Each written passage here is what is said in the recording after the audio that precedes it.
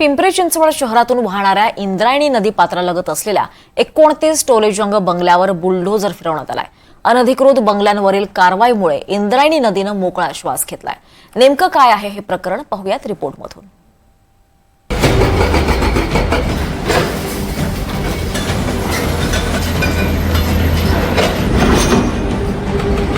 इंद्रायणीच्या कुशीत उभारलेले हे 29 अनधिकृत बंगले, अखेर या बंगल्यांवर बुलडोझर फिरला आणि इंद्रायणीनं मोकळा श्वास घेतला।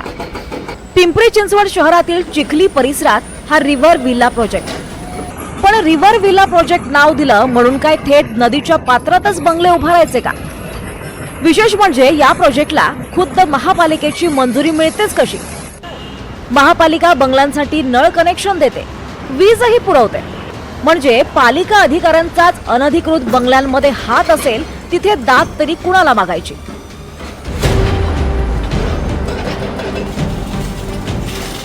चुकलो मी बोलताना मनोज झरे बिल्डर यांनी आम्हाला सुरुवातीला फसवलंय।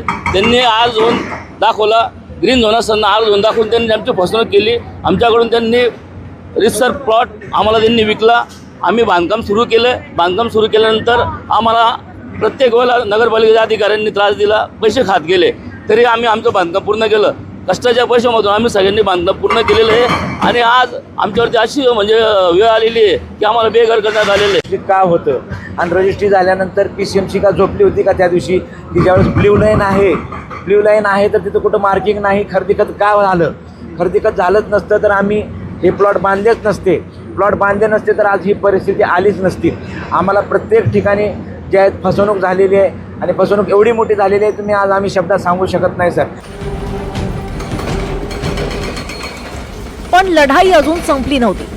36 पैकी 29 बंगलाधारकांनी सुप्रीम कोर्टात धाव घेतली, त्यामुळे कोर्टाच्या निर्णयाकडे सर्वांचंच लक्ष लागलं होतं।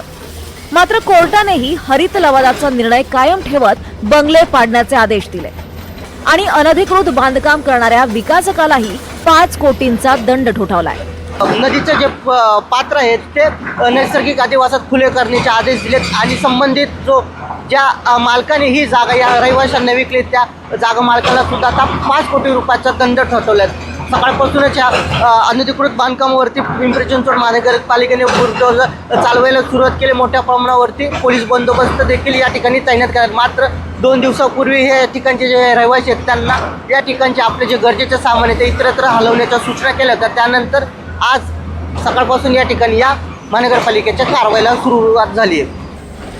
बंगल्यावर बुलडोझर फिरल्यानंतर मालकांच्या पायाखालची जमीन सरकली आहे, घरही गेलं आणि पैसाही गेला अशी वेळ बंगल्याच्या मालकांवर आली आहे। फसवणूक करणाऱ्या विकासकावर आणि विकासकाला साथ देणाऱ्या अधिकाऱ्यावर कारवाई होणार का असा प्रश्न बंगल्यांचे मालक करतायत।